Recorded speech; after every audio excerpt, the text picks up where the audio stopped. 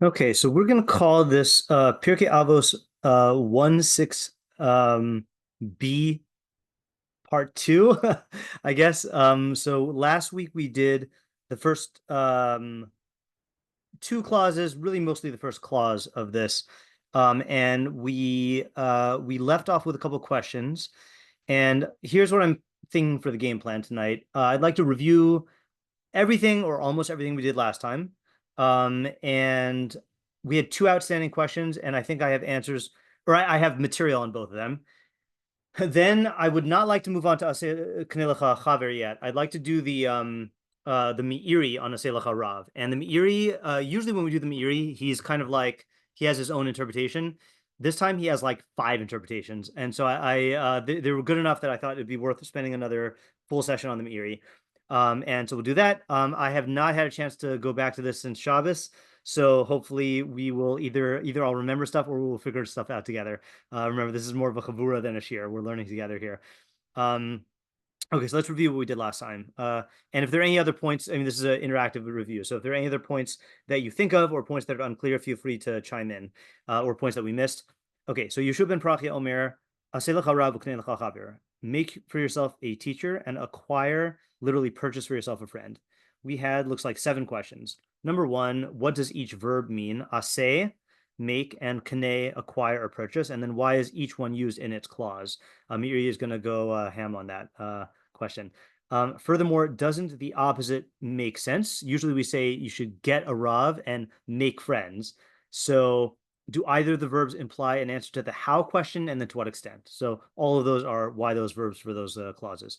Two, why does it seemingly just say a friend without specifying what kind of friend? And you can't claim that friend automatically implies good qualities, because we know from the next mishnah that it says you should avoid a bad friend, and we know from another mishnah that it says chaver tov and chaver ra. Okay, fine. Question three was both clauses are stated in the singular, but is that their meaning? We can understand an argument for why you should have only one rav, although the Meiri is going to talk about that. But presumably you should have multiple friends, so why not knei lecha chaverim? Four, what's the havamina? What is the erroneous assumption we'd be prone to making prior to learning this? Like, is the havamina that you should not make friends or not have a rav? That seems kind of obviously false. Five, what can we understand? Sorry, we can understand why the Mishnah would tell us to get a rav, but why does the Mishnah need to tell us to get a friend? Okay, I guess it's kind of part of the same question. Okay, then who's the intended audience? Seems like everyone needs this advice, but if Pirkei Avos is for leaders or the chassid in training, does he really need to be told to get a rav and make a friend? And then is it possible to read the first clause as make yourself into a rav? I'm going to cross that out, not because it's a bad question, but because I still have not found anyone who reads it that way, which leads me to believe that no one reads it that way. So, or at least no one in the Rishonim. So maybe there's someone I don't know yet. Okay. So again, continuing with the review. Okay, and again, this is an interactive review. So if something doesn't make sense, then chime in. All right. So we did Rashi. Rashi says, "Aseh lecha rav lilmud min hashmua v'lo min hasvara." So he says, make yourself a rav to learn from the oral tradition, meaning the data or the facts of Torah Sheba'al Peh, and not from svara. Okay, not from reasoning or theory. So we weren't sure at first what that meant, but we concluded that it means that you need a rav so that you can depend on his oral traditions and not just rely on your own reasoning. So then we said, what's the Havamina? Why would you think you could just rely on your own reasoning? Anyone involved in any area of knowledge knows that you can't just make up facts. So why do we need to be told this? Obviously, and the only place to get facts from in those days for Torah Sheba'al Peh was from a living Rav. So why do we need to be told this? So we answered, I think I actually have this out of order here. So we answered that very learned people are prone to making this mistake, thinking that they could either um, intuit facts or that they don't need as many facts before they can start theorizing, or downplaying the importance of facts. So even high level people need to be told this. Okay, then we went to the question of what about nowadays when Torah Sheba'al Peh is written down? Do we still need a rav for facts? And the answer is yes. Looks like we came up with 5 answers. We said information is not just information. There is a delicate art of knowing how, when, and what information to present in what context in order for it to be assimilated in the proper way. 2, just because you read or translate something does not mean that you're getting the facts.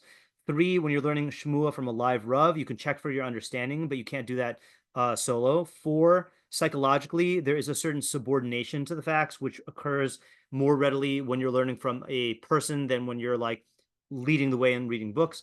5, when dealing with an area where there are a lot of facts, then there is a certain type of intuition which will cause certain facts to light up, which you can't necessarily simulate just from books. Like I can have a shelf full of books that have all the facts in them, but that does not mean that I'm going to automatically like know where to look or what's going to light up. And then number 6, which came up very recently this evening or earlier today, is you need to know what facts are reliable and which ones aren't. Okay, and the way this came up was I witnessed in a WhatsApp group. I guess you would call them I guess boomers, who were looking for an obscure theory from Rav Soloveitchik, and someone in my generation just started posting AI responses, and like the boomers got very excited, and then they started looking it up and realized that the sources were all made up. So then the person in my generation like just kept on feeding it back into the AI, like asking it to double check, and it just kept on making up sources, and like I'm sitting here wondering, like, I understand like the boomers are not using AI, so like they don't know any better, but this guy who's like my age, like, does he not know that you can't rely on AI for anything? Like, and I use AI more than anyone. So I said, I chimed into the conversation. I said, with the Soviets, the Reagan said, trust but verify. But with AI, my motto, and I want to write about this, is don't trust but verify. Meaning that treat everything as a lie, but treat it as a starting point for investigation, and then like verify on your own. So that's in the realm of AI, but in the realm of like facts, I mean, we've all been through the age of the internet, and like just because someone says something is a fact doesn't mean it's an actual fact. So you really need a Rav who is an expert who is dispensing the facts and can like steer you away from things that masquerade as facts. So I think that's number 6. Okay, going on in the review again. Stop me. This is still review. Okay, so then we pivoted to the Rambam and the Rבינו Yona before going back to Rashi about Aseh Lecha Rav. So we noticed that there was an overlap. Both of them said that you should learn with someone who's equal to you if you can't find someone who's superior to you. But the Rambam said even learn with someone who's less than you. But Rבינו Yona only seemed to say learn with someone even who's the same level. And so it seems like that is a difference. Rambam mentions the back and forth dynamic, whereas Rבינו Yona does not. And then Rambam says that one of the benefits of learning with someone else is that it's going to establish the matter and cause it to be clarified. Whereas Rבינו Yona says you'll remember it more, and then sometimes you'll understand it more because the person might end up teaching you. So the Rambam, though, does not mention understanding. So we got this hint that it sounds like they're talking about different things. And then we came up with this question, which is, let's actually look at Rבינו Yona again. So Rבינו Yona on Aseh Lecha Rav says, even she'afilu ata yodea kamohu aseh oso Rav alecha. Even if you know the same as him, then you should make him a Rav over you. Because a person remembers what his Rav teaches him more than what he learns from himself. Furthermore, there are times when he will understand the matter more than you, and consequently he'll teach you, even if they're equal in a chachma. Okay, so there he's saying make someone equal to you a Rav. Okay, but then later on in Knei Lecha Chaver, Rבינו Yona says there are 3 purposes for a good friend. He says you need a good friend for 3 things. Torah, one is for words of Torah. As it says, I've learned a lot from my teachers. I've learned more from my friends and from the most from my students. So then we got into a problem, okay? And the problem is like this. Did I write it down? And this is what we ended off on. The problem was, I'm going to reformulate the question here. Oh yeah, in the next clause, Rבינו Yona differentiates between learning from a Rav and learning from friends. So which category is he talking? Oh, so the question is, so what's the difference between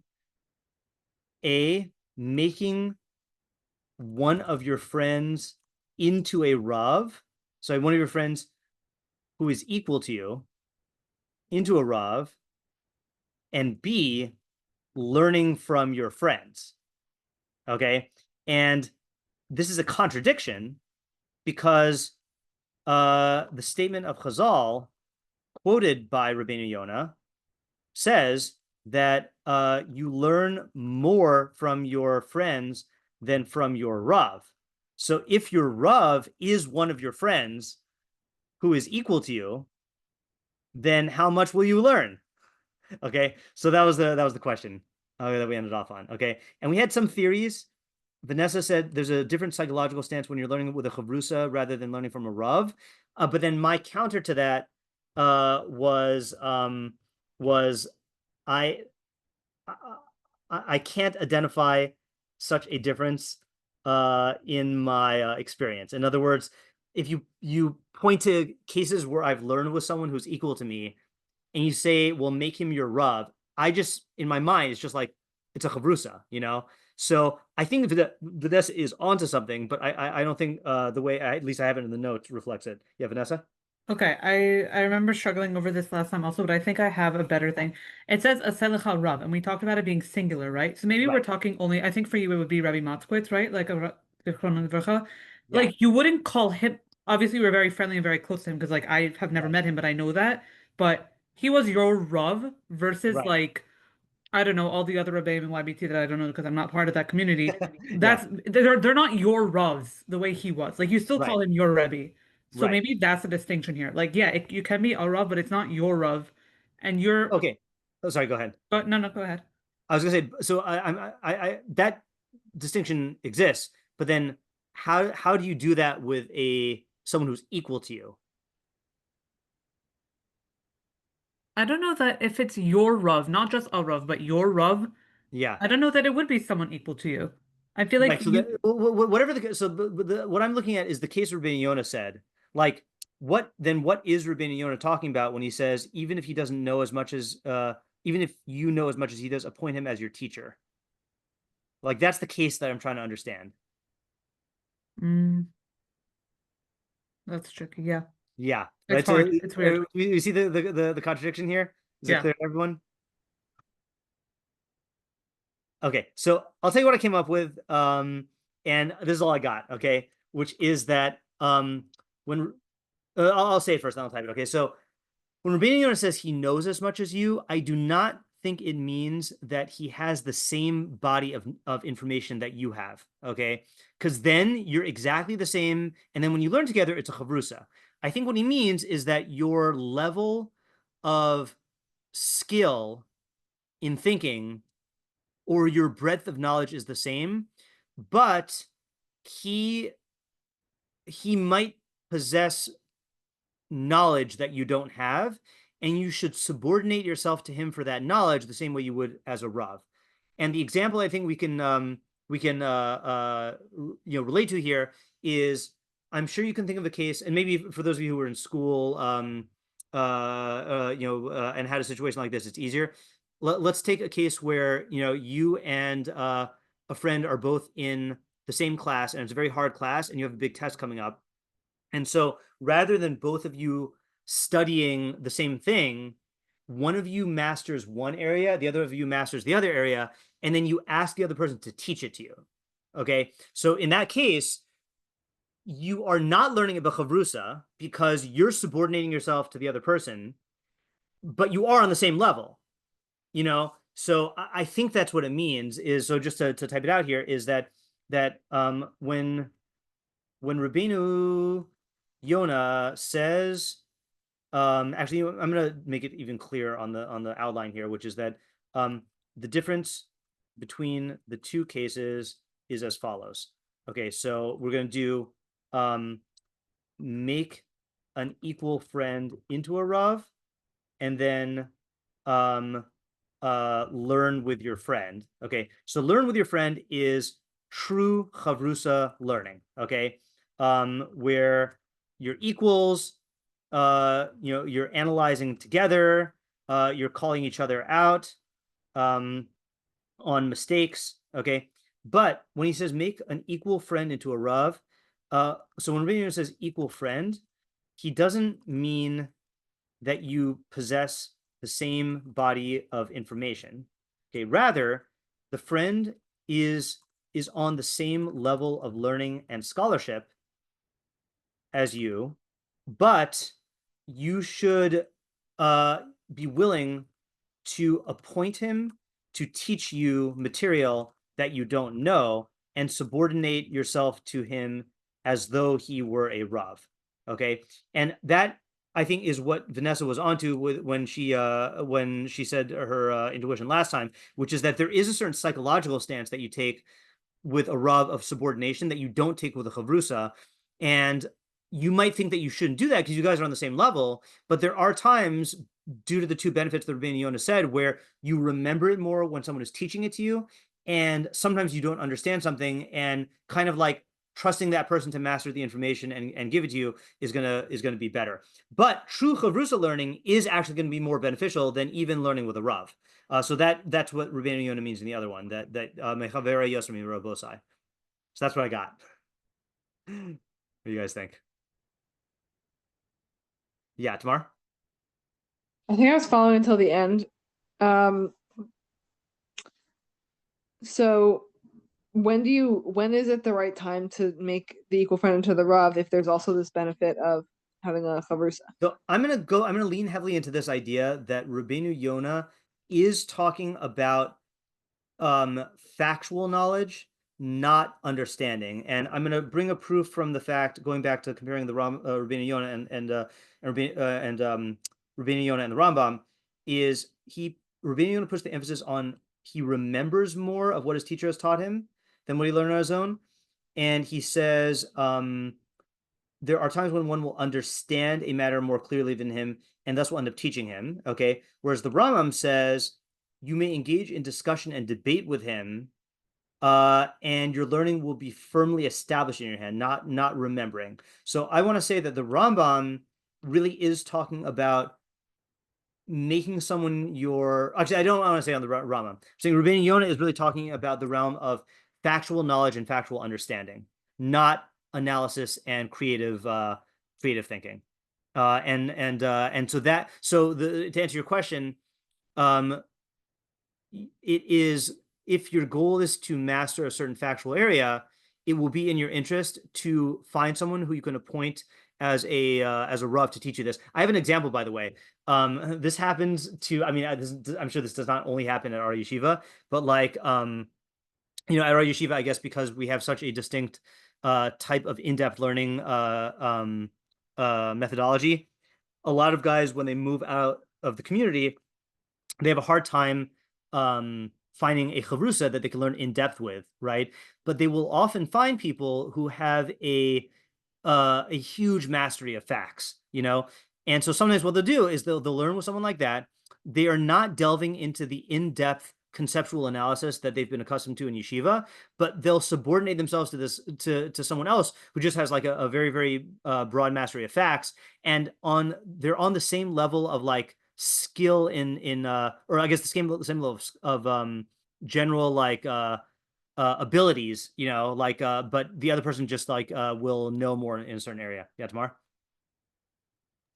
Okay, so then I think I followed all that, but then just to clarify, when you said this last thing about how chavrusa learning is valuable, what's that referring to?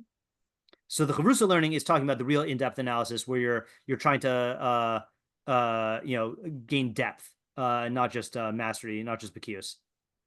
Is Rבינו Yona saying that that's the explanation of Knei Lecha Chaver, or that that's what he says? Yeah, that's what he says. Okay. Knei Lecha Chaver. That's where he says you learn more from your friends than you do from your Rav. And I think the reason why you learn more from your friends is because I think it's also because of the psychological dynamic is that with your Rav, your Rav possesses more knowledge than you, but like you're only going to push so far And there's also a certain limitation in time about your Rav is like giving shiur, or there are many demands on him. But with your friend, you're just going to go at it as long as it takes to get the area, and there's no resistances. Like I've long said that one of my best chavrusas was my first chavrusa, Nisan Harel, and part of what made it a good chavrusa is that we could just tell each other, like, that is the stupidest idea I've ever heard, and none of us take offense at it, and you could just be totally honest. And it's been very, very hard for me to I mean, I have chavrusas from my yeshiva days like that. I cannot find chavrusas like that around here, because when I have chavrusas around here, most of them are with people who are my talmidim, or who sometimes function in the capacity of my talmidim. And if I go too hard, it just shuts everything down. Like, I can't be totally honest, and also they can't help but defer, so it's very hard to get past that psychological dynamic. So I think with a friend, then you can really like go at it, and again, I don't know if women have a different learning dynamic than men do, but like there's a chazal that says that when people learn together, when chavrusas learn together, it's funny, this is about Rebbe's also, but they say that you start off as enemies and you end the chavrusa in peace, and like you have to really like be willing to like, unleash everything. Milcham Tishal Torah. Yeah. Torah, did I answer your question? Yeah, thank you. Okay. And then in the chat, Rivka says, also the same level doesn't mean there aren't differences, and we can accept truth better from a friend because we are naturally biased to our own opinions, even about facts. That's true also. Right. There are differences about which things strike people differently, or like certain people have an intuition in the facts more than other areas. Like I was just telling someone that like I never developed. I really enjoy like reading popular science, but I never developed a good head for retaining science when I read it. And so like, if I want someone to explain something scientifically to me, I'll ask like tomorrow's mom, or someone who like actually knows science. Or let's say, for example, in Gemara, there's what they call cheshbon, which is like holding a lot of opinions in your head and being able to tell like, well, this person holds this about this area and this person about that area. There's some people who like you give them one conceptual problem to work on and they can work on it, but they can't hold all the information and all the different back and forth in their head, So there's different strengths even in terms of the factual realm. Okay. So that answers the outstanding question we had on Rביno and Yona. And then we had one outstanding question on Rashi, and this is the last part of our review before we move on to the new stuff. So Rashi said for Knei Lecha Chaver, he said, first interpretation, Sfarim, okay, books, okay, and the second interpretation is a literal friend. Okay, so we said we'll set aside the literal friend meaning for now, because that's gonna, we'll take that up when we do the friend part. But books, our questions were, where's he getting it from? Also, having just said that books cannot substitute for a Rav, then what does Rashi envision the relationship is between learning from a Rav and learning from books? And then the biggest problem was, which books is Rashi referring to, considering that Yehoshua ben Parachia lived around 300 years before the Mishnah was compiled, so there were no Torah Sheba'al Peh books to speak of. Okay, and then yeah. So let me try answering this question here. Okay, so let me state that one more time. Right. So the question is, what books is he referring to? Because there were no Torah Sheba'al Peh books then. Okay, so let me just go through two answers that I rejected. Okay, one is he's referring to Torah Shebechsav. Okay, now I rejected this, like in other words, like scrolls. Okay, of Tanakh, right? So I rejected this because I assumed Rashi would say that in more explicit language. Okay, for example, in now this is not a hard proof, but in the end of Koheles, I just happen to remember Rashi says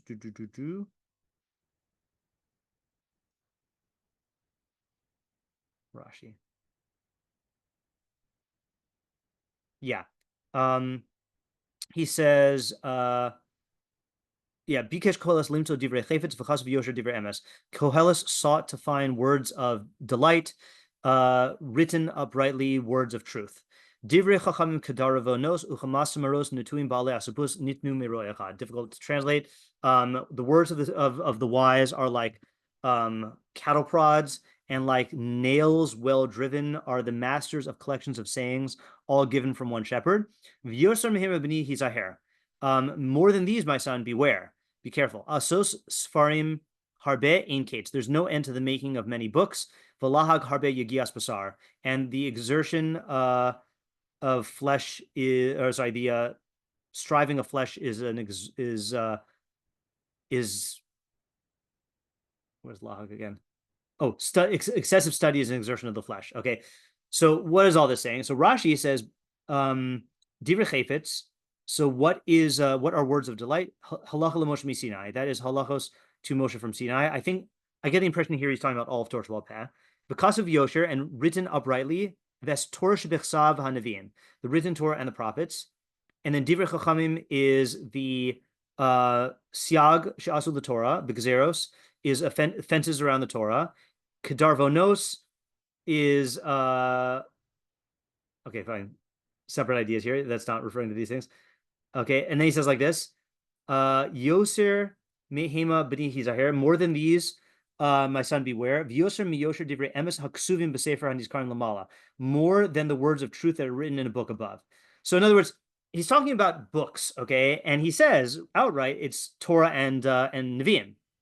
Okay, so like, I don't know if Rashi here meant Sifrei Tanakh, just say Sifrei Tanakh, or say Torah and Nevi'im, or say Torah, Nevi'im, Ksuvim. Like, we have words for this, you know? So that's why I rejected it, okay? But let's just say, if Rashi did mean this, okay, what would the idea be? In other words, like what is the well, you know, why does he have to tell you to purchase your own copies of Tanakh? Yeah, Racheli? I was gonna go in a different your volume's a little low. Oh. Hear me now? I can still hear you. It's just very low. That's weird. Now? No. Oh, now it's good. Okay. I was gonna just go in the direction of like acquire involves more effort and like you have to toil in Torah, but you asked kind of different question at the end, so Yeah. I mean, Rashi, the fact that Rashi is interpreting this as books means that he's taking buying literally. So I don't think we will see later on tonight that buying could mean toiling, but I don't think that's what Rashi means. So what would be the advantage of buying copies of Tanakh?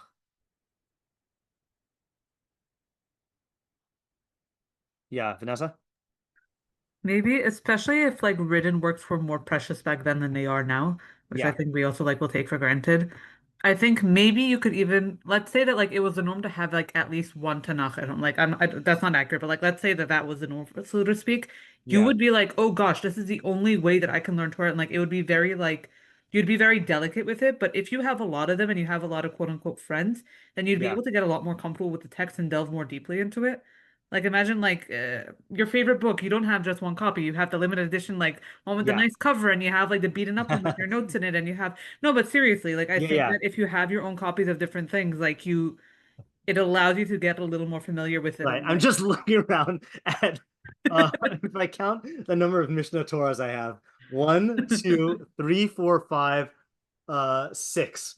Yeah, so yeah, so I think that's what Rashi means. I think he means your Mishnah Torahs. yeah, right. Okay. So one is well, I'm gonna actually break what you said into two categories here. One is pure accessibility, okay, which is that in the olden days, not everyone had access to the written Torah, and you'd have to go like look it up elsewhere. But if you have it at home, you can immediately access it. Okay. And I have an anecdote here. This is ridiculous. So way back in the day, like a long time ago, our family would go maybe every 3 years, 2 years, 3 years to like a Pesach hotel program thing, and we went to the same people who put on the same program, but just different locations. And one of the things I loved about it is they had like this very well stocked base midrash, you know. So like on Pesach, like I would just be able to like look up anything I wanted, you know. So then the very last program we went to was by a different family who put it on. Okay, we went there. All they had were sidurim. There was not a single Tanakh in the entire Pesach program. And I remember sitting there, and you know, we got there like Erev Pesach or whatever, and like the first 2 days of Pesach, I did not have a Tanakh. We actually had to go buy a Tanakh, and I was thinking like, you know, and I didn't bring one because I kind of assumed all Jewish, you know, Pesach programs like have the basics, you know, and like it was the first time I had been on Yom Tov without the ability to look up psukim. It was insane, you know, but like that's the closest experience I've had, I guess, to what Rashi might be describing. Because like even when I go on my cabin sojourn and I'm roughing it, I still bring a Tanakh and a Mishnah Torah with me, you know, like my ancestors. But you know, so just having access is an important thing. And then the second thing that you said is like multiple copies, okay, means even more access and like versatility, I guess, is the quality you were saying. You know, versatility and you know, sharing and like you know, not as delicate, etc. Yeah, Daza? Just to expand a little bit, also having your own copy, you're able to flesh things out a little more by abusing it a little more. Like you feel comfortable abusing it. Yeah. Like, for example, in my Tanakh, I feel comfortable just legit writing things down and highlighting, but I'm not going to do that to a Tanakh that's like in the shul or something, obviously. Right, exactly. But I Right, learn because- much more by going through that. Okay, good. So psychological relationship with the book itself is good, and I do the same thing with writing my books. If Rashi is talking about the actual scrolls, then he's definitely not talking about that. But he could also be talking. They had things. It didn't actually. No, maybe I take that back. It does not have to be what do you call it? Halakhically kosher svarim. Like, you know, people had you know, what they call chumashim, which were you know, I mean, they played the same role as our chumashim, but they were not like leaned from. So I wouldn't be surprised if they wrote in those also. So yeah, psychological relationship and ability to make it your own through you know, like writing on it. Yeah, Tamar? I think this is kind of, you know, secondary to these other points that you made, but I think there's also a certain aspect of putting your money where your mouth is. Okay, good. That was the one I was looking for also. Yeah, go ahead. You want to elaborate? Yeah, just that like if you care about the Torah, you should actually buy the Svarim and have them. Like, I don't know exactly. I think it's yeah, like you said, investing. Yeah, so investing in them literally, I would say, expresses your relationship and forges your relationship with them. Okay, and I'm going to use an analogy that I have used a lot before. Is you know, so we have the okay. In my day, our yeshiva has recorded shiurim since the 70s. Okay, and they were put in something called the TTL, the Torah Tape Library. Okay, so when I was in yeshiva, there was a room called the Torah Tape Library where, you know, you had all the master tapes of every shiur that was given, and then you could purchase or rent cassette tapes. Okay, and I am pretty sure, I mean, the memories are fading now. I believe to purchase a cassette tape costs $5. Okay, and you know, we're talking, there were hundreds of shiurim, right? So what we would do is, like, you know, whatever, like, you know, we had limited amount of money. You would comb through the list and figure out which shiurim would you want to purchase, and you would buy the cassette tapes, okay, and you would get your money's worth. You listen to it over and over and over again, and then when it came time, you know, those of us who lived from out of town, you know, I lived in Seattle, you had to like stock up on shiurim to bring home. So I would take like these tape boxes and like think, okay, what, you know, 24 shiurim do I want to have access to over the summer? and then take them home and like listen to them. So it was like this thing, and you would get your money's worth. Okay, but then I forgot what year they just uploaded all of them to the website. Okay, and now they're all here, they're all digitized, and you know what happens? We don't listen to as many shiurim. At least speaking for myself, I do not listen to as many shiurim, and when I listen to them, I feel free to like listen to one and then like not finish it, or like dip into this one and dip into that one. It's a different psychological relationship because it's all free now, like if you had to pay for YouTube videos, I mean, maybe that's a better analogy. If you had to pay for YouTube videos, you would watch the whole, you'd be very selective, you would watch the whole thing. It's a different psychological relationship with the thing that you buy, and it actually like helps. I think it's advantageous to you, like cultivating this relationship with the Torah book soft learning. Yeah, Vanessa. Yeah, you said YouTube. I was thinking of like when we were kids and like you couldn't download any song you ever wanted ever. Like I used to Yeah. have my MP3 player. It had limited space. You had to pick which songs matter to fit on there. Like I'm talking about the early ones. Right. Like over time, like you could fit as many as you wanted, and like it had a specific order. There was no smart shuffle. Like it was in the same order. Like I had that same list of songs memorized, Yeah. and which is That's a good a example lot also. like weaker example than the Torah example. No, but I as a relate kid. to that also. Yeah. It's fun. You know what's funny about it? I was actually just thinking about this the other day. So when I first came to New York, in 2002, the MP3s were not a thing. So I brought my CD collection, and I was looking at it. It's I don't know why I keep it out here. I don't own a CD player. I haven't owned a CD player in so long. And like I was looking at it, I was like, I gotta just like sell these or throw them away. And like I can't bring myself to do it because the attachment to the physical object is like, so strong. And so like I think it is a good example.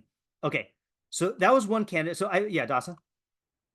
Sorry if I'm being repetitive, but No, I it's fine. spaced out a little bit Yeah, it's during the fine. Also, I find that when I buy something, I feel this commitment to it. Like if I pay for gym classes, I'm Yeah. gonna go, but I'm not Right. going to go on the internet and get free classes and actually work out. But if I pay for the classes, then I Yeah. will actually work out because I feel like I paid for it, so I have to do it.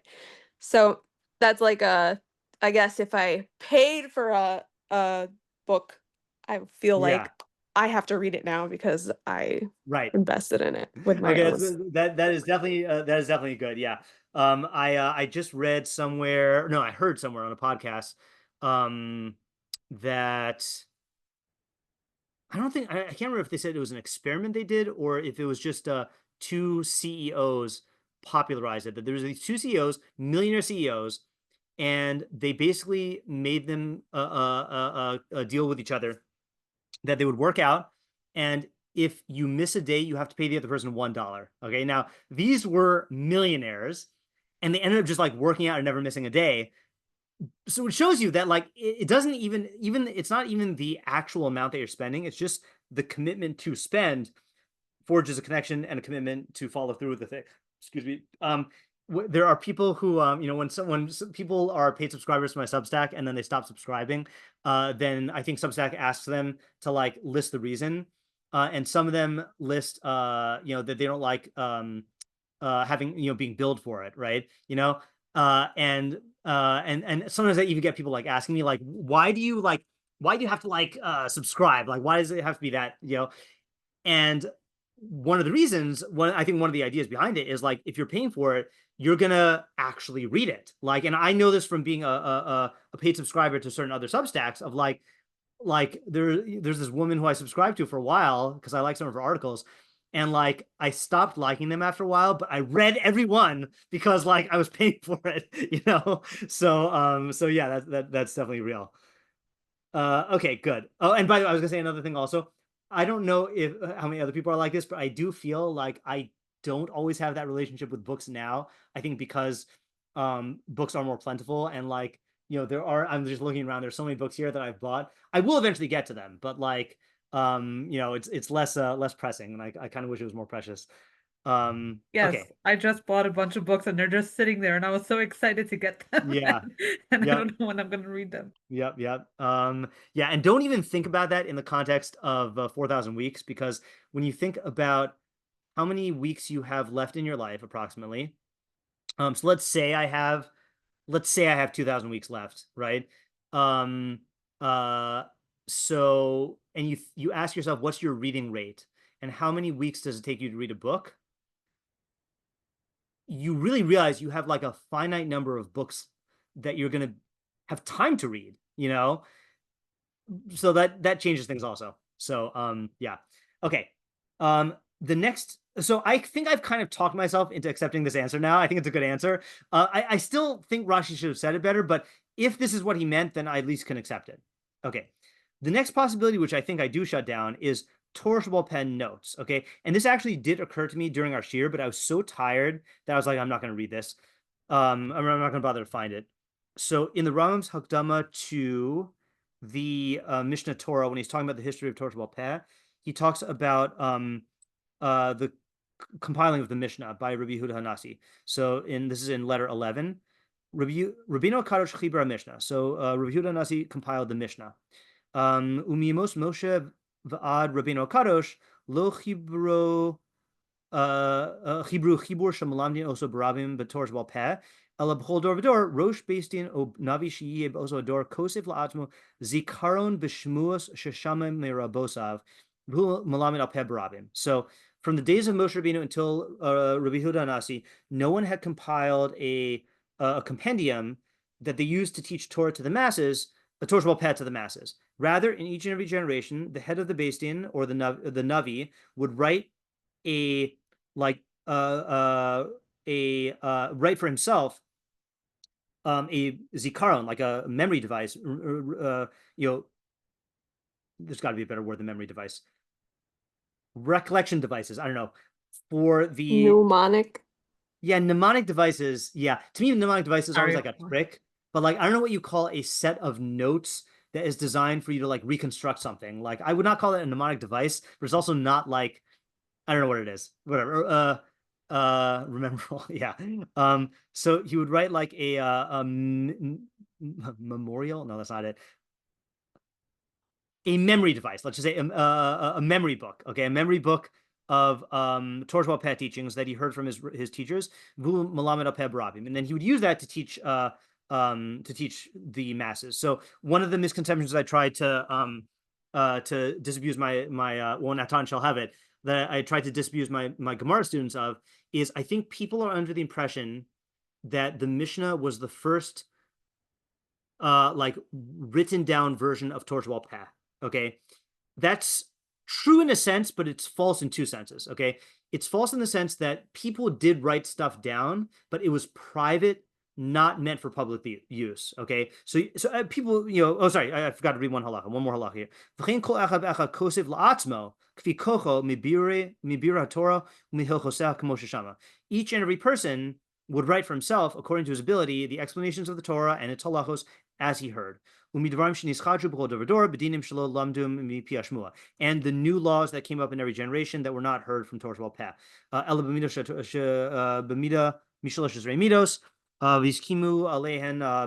So the things that were learned out through the 13 principles that the Beis Din agreed on. And that's how it was until Rבינו Kadosh. So again, two not quite true notions. Number one, people think that the Mishnah was the first written book of Torah Sheba'al Peh, but it was not. People wrote stuff for themselves, but the Torah Sheba'al Peh was the first book that was written for the public. Okay, so that's number one. Number two is people, I think that the Mishnah and the Gemara were written versions of Torah Sheba'al Peh that were designed for learning, and that's not true. The Gemara was written down and meant to be learned.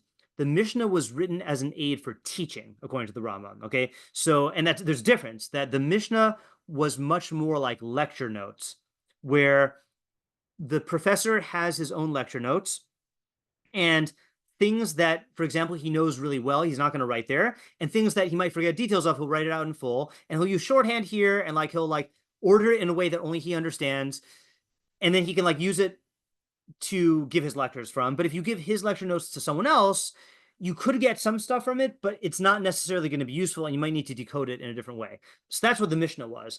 The Gemara was much more like, and the difference is that the Mishnah was meant to be lecture notes that any teacher could use to teach it, not just one person. Okay, and the Gemara, though, was meant to be preserving stuff to prevent it from being forgotten. So some people wanted to say that maybe Rashi was talking about the private sets of Torah Shabbal Peh notes that existed in the time of Yehoshua ben Parachia. Okay, so my problem with this answer is I don't think those were for sale. Okay, it's nice that it was written Torah Shabbal Peh, but I just don't think that those were for sale. At least the way that the Rambam's talking about it, these were private. They were not mass produced. And I think it might even be usher to mass produce them because you're not supposed to write down Torah Shabbal Peh. It's usher to write down Torah Shabbal Peh to as a form of learning it. Like we had to learn it from teachers. And so this was only in order to jog the memory of the teacher so that he could teach it Baal Peh. So I don't think that that's the answer. Okay. So that's all I have to say on that. Any comments or questions here? Yeah, Tamar? Did you also consider the possibility that Svarim is referring to I don't know, Chachma from other disciplines? Someone said that. So I'll put that down. Okay. Svarim is Chachma from other disciplines. Okay. So my problem with that, so that's plausible, except for the fact that this is Rashi, okay, who was not in a world where that kind of learning was encouraged. Okay. And I'm trying to be delicate when I say that. If Rambam said this, Rambam was in the, Jewish Muslim golden age where people studied Greek philosophy and science and all this other stuff. Rashi was in, northern France around the era of the Crusades, and the study of non-Jewish wisdom was not really encouraged. I mean, obviously Chazal and our poskim learned it as much as it was needed for halacha, but I don't think Rashi is encouraging that in Pirkei Avos. I think that's it's not impossible, but it's not plausible to me. Okay, thanks. Yeah, but I'm glad you brought it up though. And again, if it was someone else, I'd be like, yeah, sure. Okay. Last possibility. Yeah, Alex. I'm curious if there was a likelihood of people writing their own svarim, not necessarily like diaries, but writing their own chachma down for teaching purposes, outside of purchasing other people's notes. Yeah, right. The only thing is that here Rashi is specifically saying that you should purchase stuff. So I don't know how. First of all, I have no clue how available writing supplies were at the time of Yeshua ben Parachia. So yeah, but it's good. It's definitely possible. I would classify that with the Torah Shabbal Peh notes, even though you're not saying it's a Torah Shabbal Peh. Okay, the last possibility to me is the most unsavory one, and it kind of upset me. Although I have to acknowledge that it's possible. Okay, so this is a unsavory possibility. Okay, which is that Rashi is not trying to explain what Yehoshua ben Parachia actually meant. Oops, sorry. Actually meant. But Rashi is just adapting his words to advice that was relevant in Rashi's time. Okay. Sorry, there's two unsavory possibilities. Okay, and the second one's going to be worse. Okay, so so the advantage of this is that it allows us to say that Rashi is talking about all the Sfarim we're familiar with. Okay, Torah Shabbal Peh, halacha, all that other stuff. Okay, but the disadvantage is that what does this say about Rashi's commentary? To me, I took it as a given. Rashi is trying to explain what these Tanaim meant. Now, I get it on Chumash. Rashi is not always doing pshat. Rashi is doing drush, and the intent is not always to explain what Moshe Rabbeinu understood at Sinai. But for Pirkei Avos, it's a real stretch for me to say that Rashi was just taking the words and doing drush on what the Tanaim meant. I would need evidence, so I would need evidence to establish that this is the kind of thing Rashi does here. Yeah, Racheli? But he does give the other answer, so maybe he's just saying like this is mine, but most people. Yeah, the problem I have another problem with that, which is that I would think then that Rashi would give the other one first, if that's the more plausible one. And also, this still, even if you say that, it still throws a question of why is Rashi telling us this in his alleged explanation of what the Tanai meant, you know? Yeah, okay.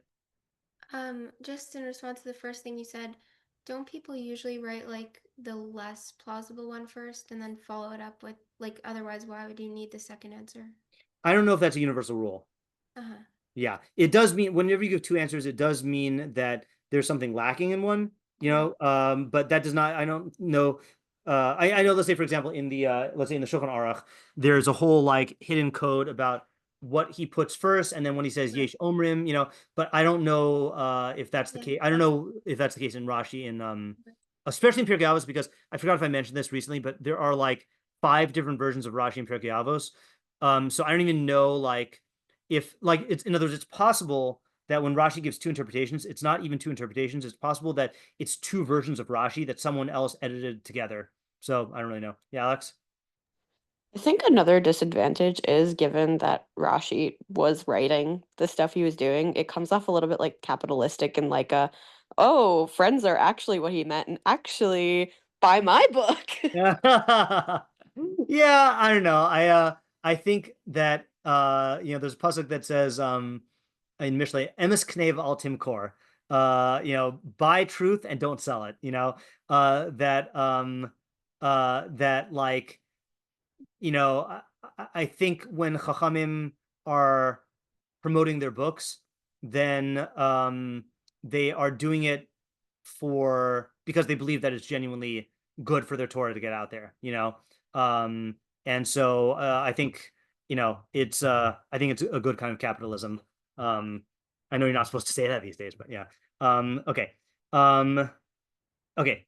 Now, unsavory possibility number 2 is even worse, which I don't even want to think that this is true, but I want to mention it in order to refute it. Okay, which is that Rashi was engaged in blind anachronistic thinking. Okay, and actually did think that that you know, Yehoshua ben Parachia you know, lived in a world with a Sfarim market, you know, the way Rashi's world was.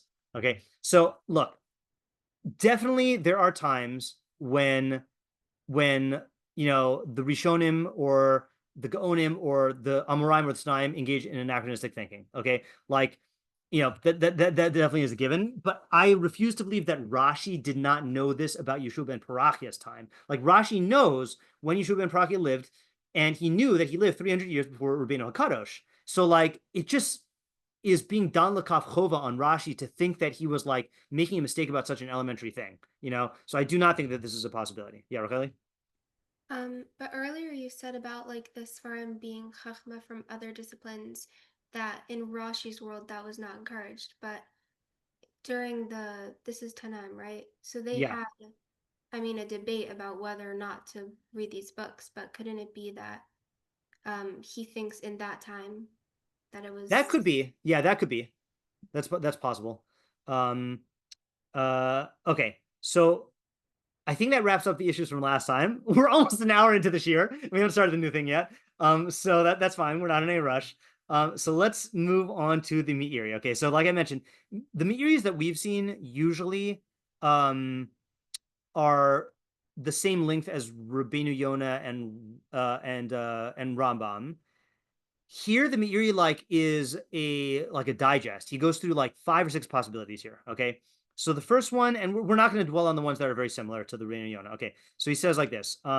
Oh, so what I did here, I did not have time to translate this on my own. So I took the published translation, and then I ran it through my ChatGPT prompt twice.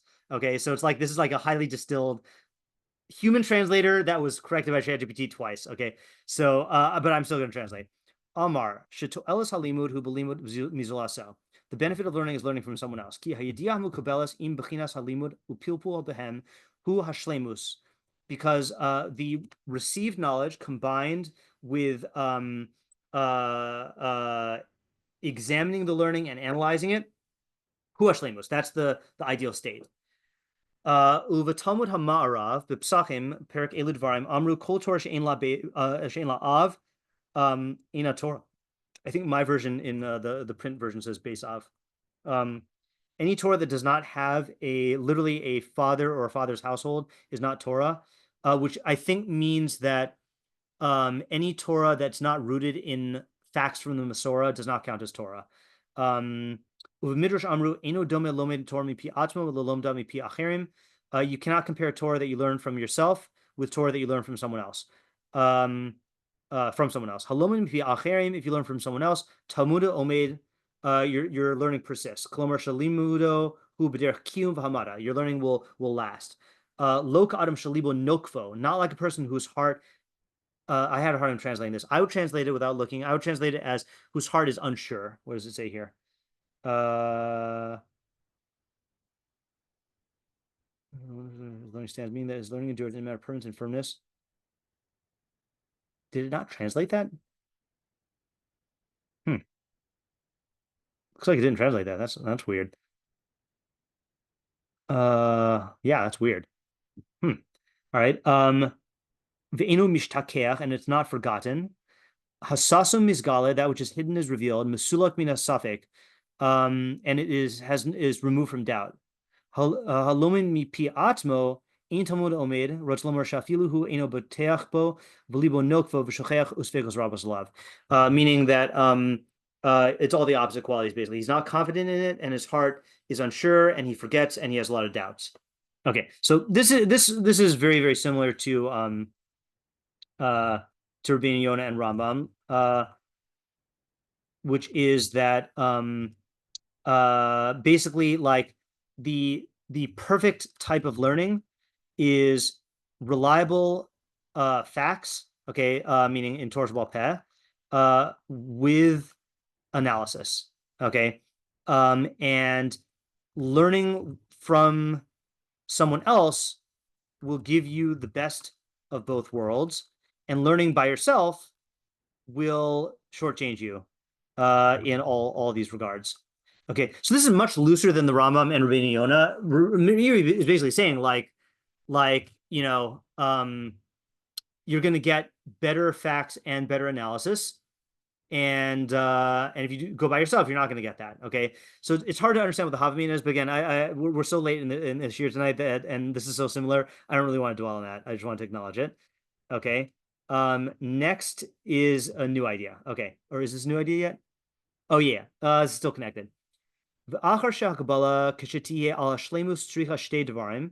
Since Kabbalah, since the received oral tradition, in order to be perfect, needs two things. One is that you need to learn the matter from a Rav, and the second is that when you leave the presence of the Rav, that you sit by yourself and you have to arrange the matters properly. The second one you need a friend for. I think this is not a good edition of Meiri. Let me check this other edition here. I'm seeing a bunch of discrepancies. Maybe that's also why the translation got messed up. Let's see here.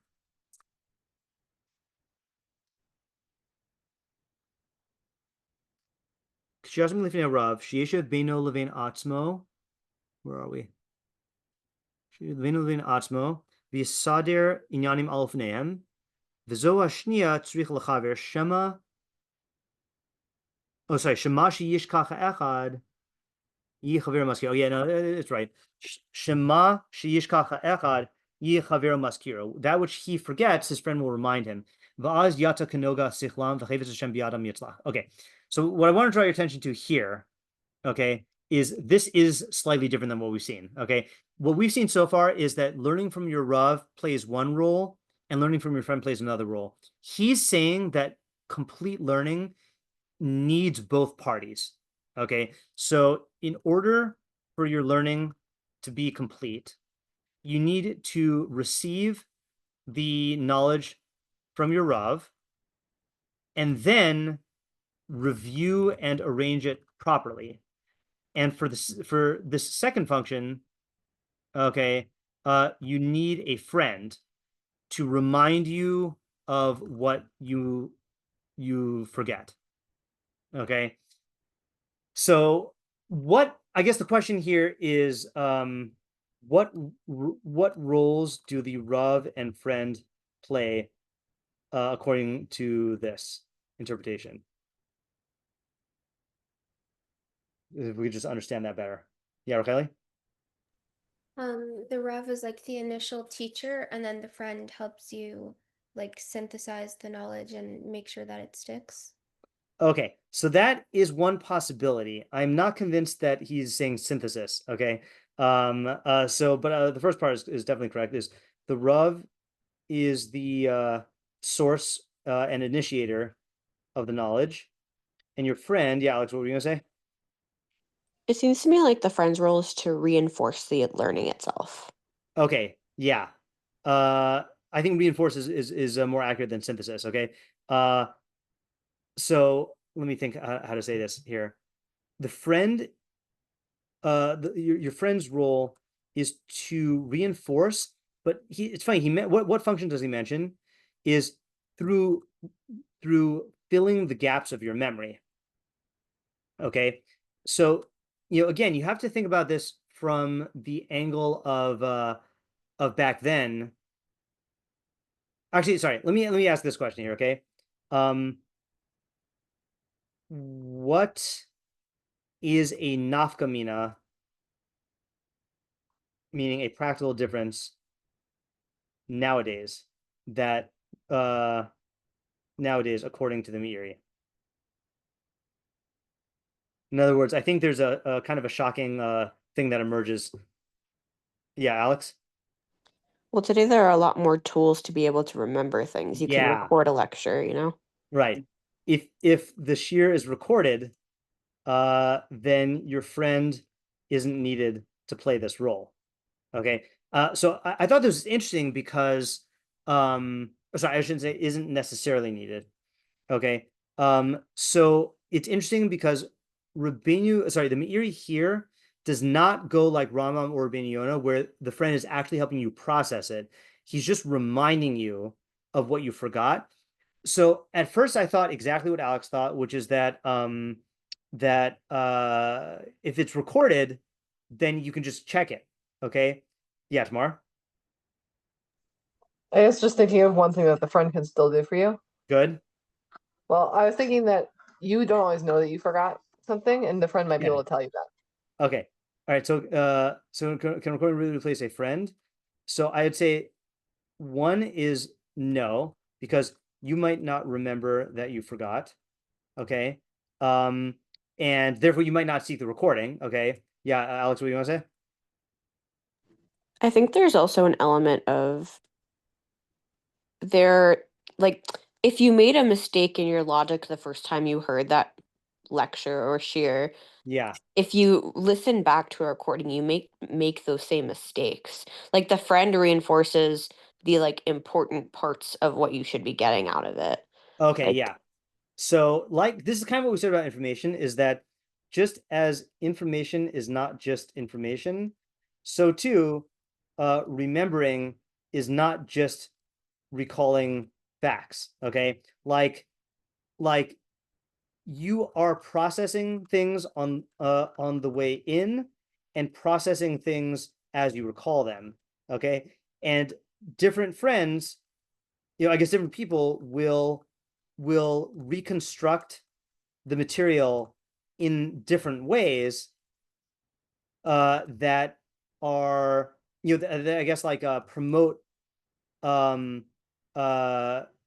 deeper mastery. Okay, so Racheli, if this is what you had in mind when you said synthesizing or something like this, then I agree. The reason why I said not synthesizing is because I wanted to rule out actually like debating and analyzing, which I think Rambam and Rabbeinu Yona were putting forth as their role. So this is memory, but memory is not just simple turning on the recording. Okay, so I think that's a good thing. And by the way, you see this happen all the time where like multiple people are at the same shiur, and then you guys happen to find yourself in the same room and you're telling it over to someone, and like the other, different people will say, no, that's not what he said, or like you'll chime in and say like, oh, well, don't forget this, and and you'll help fill each other's gaps, even though the thing is recorded. So it's not as not much of a nafkamina as we thought. Yeah. Okay. Ready for the next one? Okay. So now he finally goes and addresses Aseh and Kane. Umash Amar Lashon Asiya al Harav, the Kinyan al Chaver. The reason why it says make for the Rav and purchase or acquire for the friend, Yire Tachlis Ha'amal al Davar Hu Asiyaso. It is that the end point of toiling for something is the making. V'hanakel Shaba Hu Kniyaso. But something that's easy is just acquisition. Kniyaso min nimtzayim, from that which is available. But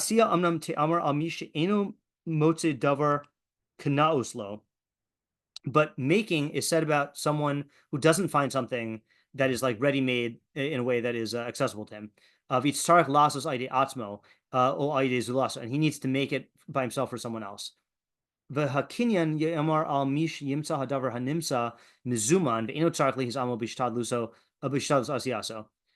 so let me just summarize this here. Make refers to something. Sorry, actually, let me see purchase first. Purchase or acquire refers to something that is easy to come by because it's available and ready, ready to get. Okay, but make refers to something that is not easy to come by, and you need to make it or have it made. Okay, so that's his first interpretation. So now he says, how does that apply here? Okay,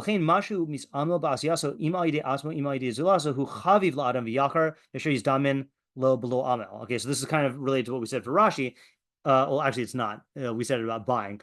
That which a person makes or has made for him is more precious to him than what he just happens to find and acquire without work.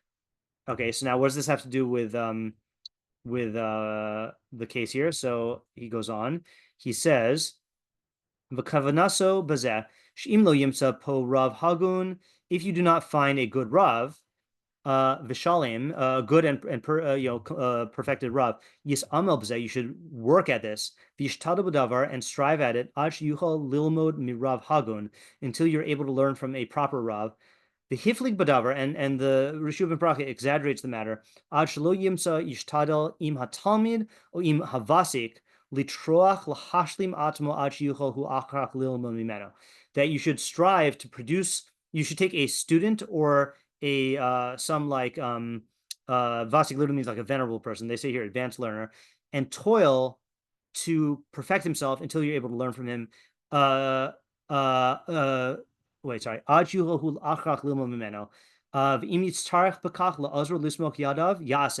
you need to support him in order to do this, you should do it. So that you can receive chachma from someone who is complete or perfected. And that's what it means to make. If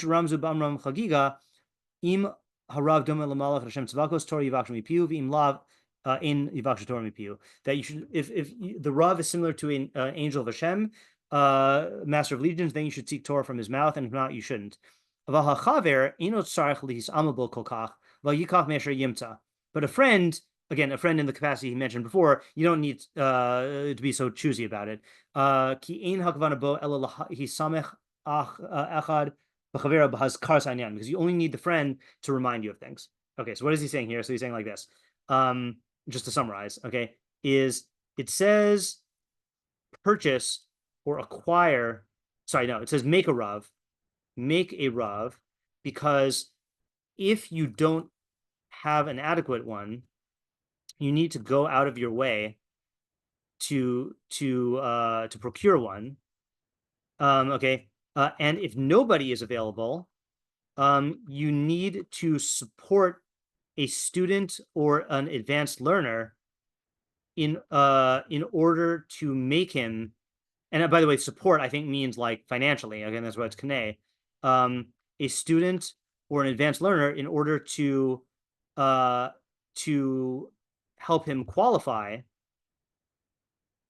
so that you can learn from him as your Rav.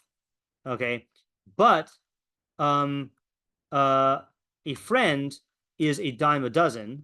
Okay, again, not a true friend in the sense that you only need someone to help you review shiur, right? And that doesn't need special talent. Okay. Yeah. So so just before we see any main idea here, okay, 2 examples of this, or I guess 3 examples. One is for this making of a Rav thing. So my understanding, and if anyone knows Jewish history more than I do, then feel free to chime in and correct me if I'm wrong, is throughout much of Jewish history, the phenomenon now of like every post-high school student going to yeshiva, not every, but like many, as like a standard, that's like a very recent thing. So in the olden days, basically, let's say you had like villages all around Europe and Russia or whatever, you would have like a village that would not necessarily have teachers. But if you saw a kid who had real potential for learning, the village would get together money, send him off to yeshiva and train him, and then he would come back and be a teacher, Similarly, now there are 2 types of kollel, okay? There's what the Rambam would call the bad kind of kollel, which is just paying people to learn full time. Okay, and then there's the other one that the Rambam would call the less bad kind of kollel, but the Rashbat would call it the good kind of thing, where you have people who basically are there to learn and teach full time, and the community is supporting them. So I think those are examples of this. Again, similarly here, I mean, this is the situation that we have here is like, I'm teaching you guys for free only because people, sponsor the learning and contribute on Patreon and contribute on Substack and all that stuff. If it weren't for that, like, I mean, maybe you'd find someone else to give Pirkei Avos here for you every week, but like it is because people are supporting my ability to teach you, and so that's what he's saying about Rav and why it says make for yourself a Rav, because it's not going to happen easily. But a friend, and again, not a friend like a true friend, but someone to find to listen to shiur with you, to go over it, you don't really need. And what I was saying before about my Chavrusa Nisan, that is for in-depth learning. But if it's for like reviewing a shiur, anyone in the shiur who listens to it with me, I can use that purpose for. I can use for that purpose. So any further ideas here? Yeah, Racheli? So I actually have a general question. Sure. I feel like all the commentaries we looked at interpreted friend like in the realm of learning Torah. So far. Okay. I was wondering if we were going to see any that don't. Yes. Next shiur, not next week and not next week after that, but the next shiur, we're going to go into the famous Rambam on the 3 types of friendship, and then Rבינו Yona on the 3 roles of a good friend. Okay, that's going to be about actual friendship. And actually, I think Rבינו Yona Meiri's going to touch on that briefly, but yeah, so far we're doing the ones that bridge Aseh Lecha Rav and Kanei Lecha Chaver. Yeah, Vanessa.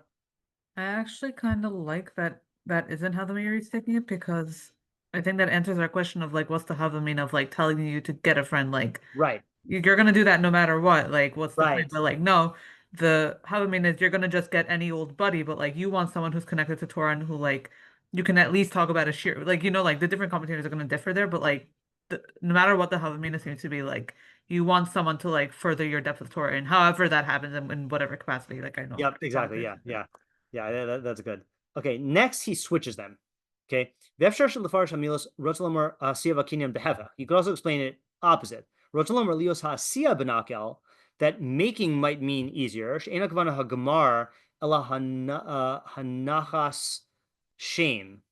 That maybe asiyah does not mean the completion of the thing, but it means the designation of the thing. Kamo Shibyanu Masechas Yom Tov, afilu keturmos hu afilu keturmos hava lo asoni banai. Sorry, afilu keturmos. I don't know if that's a typo either.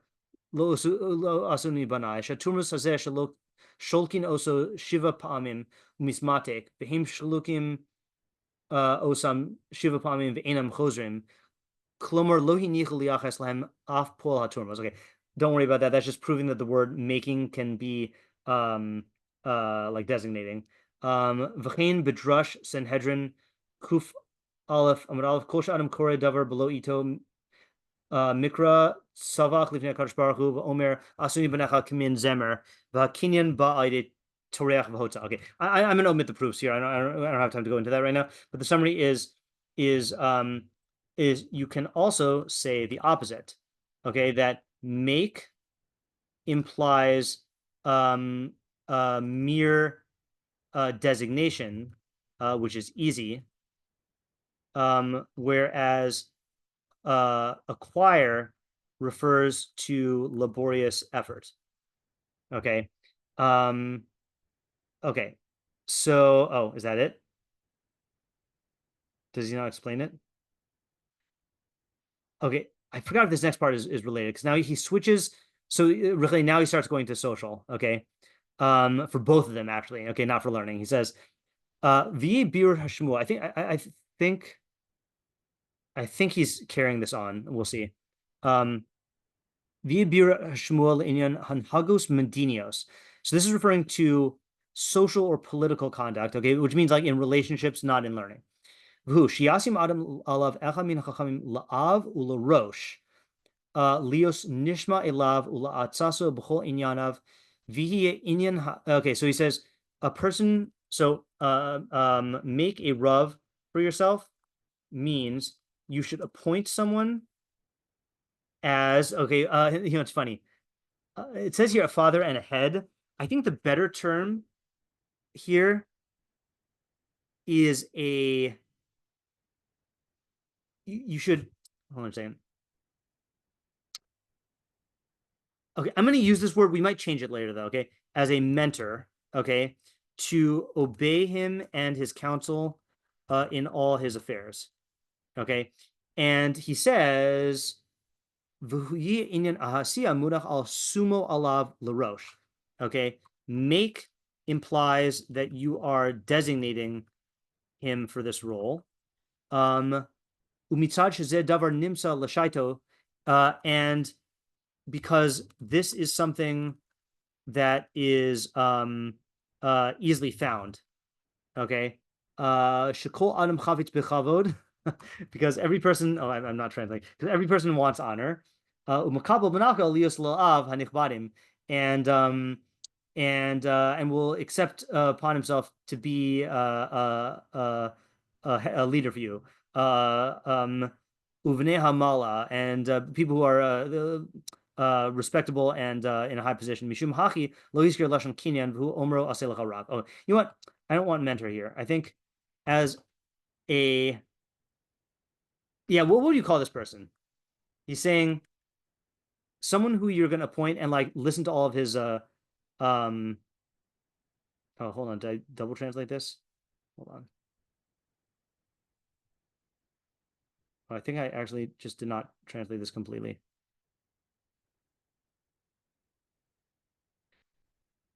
Yeah, hold on, just 1 second. I need to translate this next part. Aval achar atzas harav, but after the council of the Rav, I know what's going on. Okay, you have to remember, what does Rav literally mean? The word Rav. Yeah, Vanessa? Is it like Rava many? I don't think it's related. Okay. Good guess though. So it actually means master. Okay, like Rav and Evid is a master and a slave. Okay, so it actually, people say it means teacher, but like that's only because teacher is your master in terms of learning. But the main thing is like ribono shel olam. Like ribon is the same thing as like Rav, right? So, but after the council of the master, tzarech ba'asiyas d'oraim lechaver, one needs for the implementation of the matters a friend, Yisader imo inyanav, who will arrange one's affairs with him. She'iev shar la'adam b'lo chaver, For it is impossible for a person, I'm going to say to live without a friend. Yegale imo starav sodosav, to to reveal your secrets and hidden things to. V'tzarich l'chaver ne'eman ruach ma'od, and you need a very trustworthy friend. Yihi lo ka'atzmo, who is like yourself. Kamamar, as it is said, and the Rambam will quote this later on. Ha'ohev acher echad hu. Sorry, ha'ohev acher echad hu ata. Okay, it's a weird phrase even in the original. Is your friend is your other self. Umitzad she'enzos ha'hagada mitzuya benachel, and since this is not easy to find, and because a friend is tavel usually means secondary or subordinate.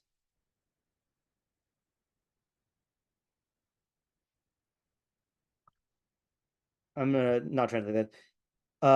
Yitztarch lekach revach al zeh toreach rav ashropam yitztarch liknoso v'hushiaz ruhuk via roy. You know what? I gotta check out the translation here. I'm suspecting that this is different than the Meiri that I used, because these words are not making sense. Okay, he says, this is the last part. He says,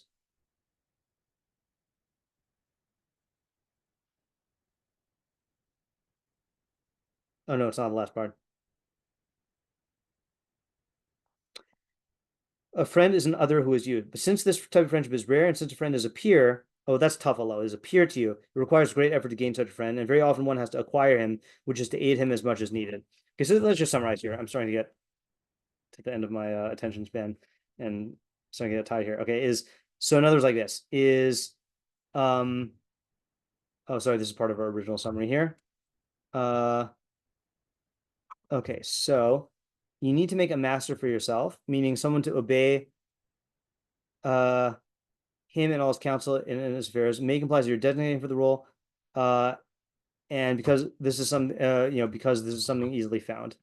Okay, but then he says, acquire a friend for yourself refers to help in practical decision making. Okay, and for this you need someone you can trust and confide in, and who you identify with, and since that is hard to find, it says make. Sorry, it says acquire. Yeah. Okay. So in other words, yeah, I'm still not. There's got to be a better word than master here. Like, I was toying with the idea of like accountability partner, but it does seem to apply more like a boss who you like. You know what? It's kind of like a personal trainer, right? That someone who's a combination of accountability and expertise. But the only problem is you can't say that too far, because he says like these people are easy to come by. Yeah, Vanessa? I don't know if this helps, but like my grandma grew up in India and like she still like holds on to that English, and like if she's talking about a teacher, she says master. Like I That's think in interesting. English we have that connotation of like Right. master being a slave owner, but like I think we can think of more like, I don't know, like headmaster versus like like like crop holding. I don't Yeah, know what the right. exact issue is, but like I don't think I have as much of an issue with it. Yeah, I agree. Maybe let's say like in academia, like a dissertation advisor or a supervisor, or some mentorships are like this, but you need someone who like you can go to. So just to clarify this here is like master is someone who you can go to, yeah, like a sensei, yeah, for advice. I see it's more than advice, to advise you, and whose guidance you'll just obey. Okay. Whereas friend is like a and he's not talking about a social friend, right? He's talking about a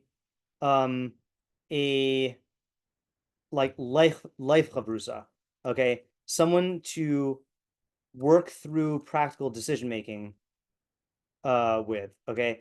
I'm sure, I mean, hopefully you all have people like this, but like it's interesting. It does need to be, I think, I shouldn't say need to be, but like, I think this does need to be someone who's equal to you, but it is like, for example, I don't think that someone who is superior to you can be in this role, because you're not going to be kind of similar to a chavrusa. You're not going to be thinking through it on equal footing with them.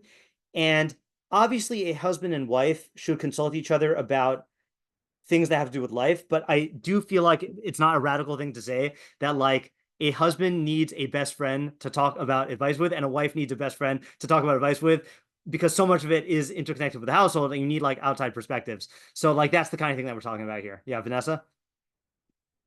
I'm sorry, that's old. Okay, Tamar? Can you scroll up? I feel like I have a question about the master one. Yeah. Yeah. Okay. So I understand that it's readily available, that maybe if there are many qualified people, many of them would say yes to you.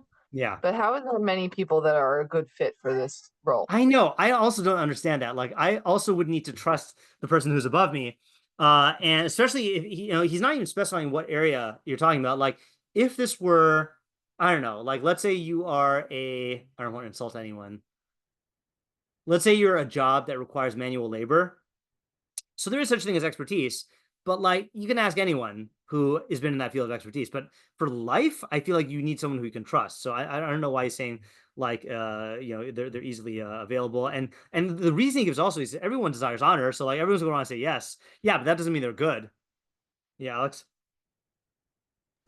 I'm just confused because at least our connotation understanding of master implies that there's more of a reverence there, but his definition doesn't necessarily imply that. It's Yeah. like this is someone who you will come to, who you will listen to. I don't know where respect would fall into that, but it seems like Right. the friendship is more of a collaborative thing. Yeah. Yeah. What you said, sensei, is actually good, in the sense that like you are obeying him, but I also would think that like you have to like he has to have some knowledge that's superior to yours, and you have to like look up to him in a certain way. So I also don't, he's not really elaborating on this. Yeah, but I'll tell you the thing that I found interesting about. Oh, sorry, hold on a second. There's one more.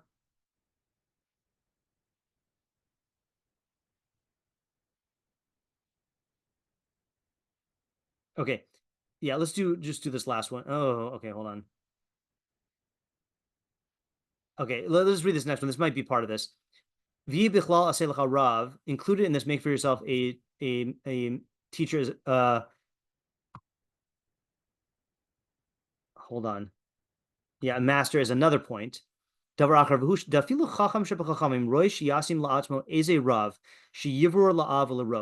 Even the wisest of the wise should appoint for himself some master whom he selects as a father and a chief. And even if he doesn't find someone equal to himself, he should appoint someone as a master. He uses the word actually adon here, who is lower than him. Because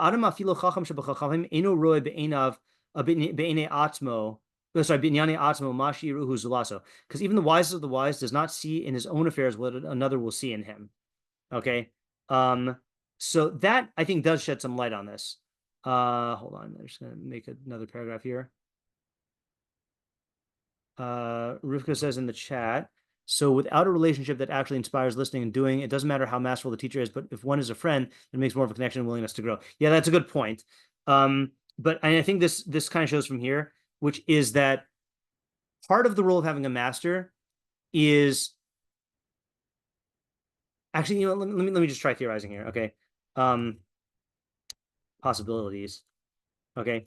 A master, as defined by the Meiri, serves two roles. One is like removing decision paralysis by assigning you what you need to do and you obeying unquestioningly, and B, serving as an objective third party, because nobody can see themselves completely and objectively.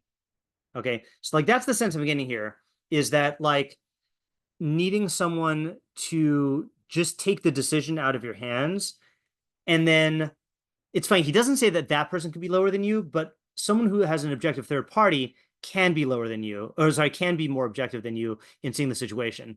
And it's interesting because I will say that, like, you know, with certain Talmidim in yeshiva that I have, so I'm not going to go to them to confide in them about stuff like that. I would do with my friends, but let's say, like, you know, there were certain Talmidim who we're talking about time management, let's say, for example, and like we're sharing with each other certain scenarios that we're facing, and like I would rely on him to point something else out that I'm just not seeing because I'm too stuck on my own schedule, you know, or in my own head.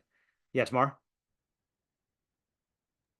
I think I have a question about like this whole, I mean, not about part B, but about part A and all Yeah. the things that are related to it.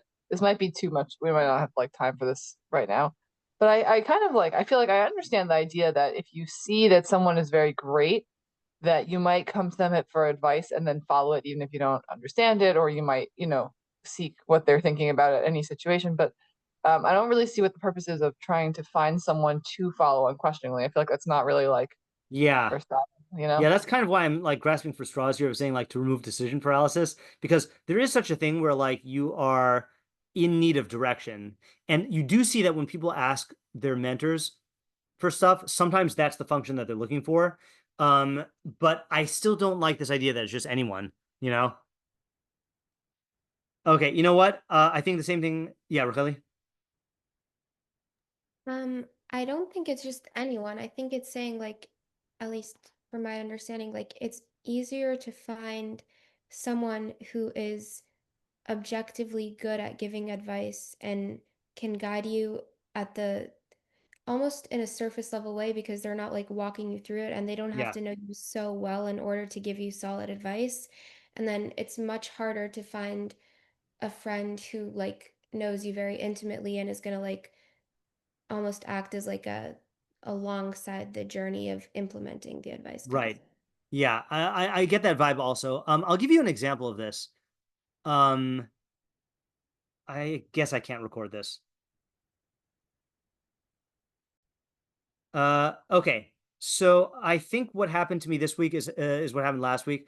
I'm suddenly hit by this wave of tired, and I don't even have the energy to review. So let's stop here. There's one more explanation of the Meiri, which is so juicy that I don't want to rush through it right now. I think next time we have shiur, one of two things is going to happen. Either we will make this Meiri into its own shiur, or we'll do it and then move on to the friend thing. And yeah, so next week, hopefully, Jesse Fishbein will cover TBD, and then the week after is Thanksgiving, and then so the first planned return to me giving shiur for Thursday night is the 4th of December. Okay, thanks for coming. I hope the long review of last time did clarify some things. I think we did get some more points. I think it was worth it, but yeah. Thank All right, you. have a good night, everyone. Have a good night. Thank you. It Thank was you worth so it. It much. helped. All right, good. Bye.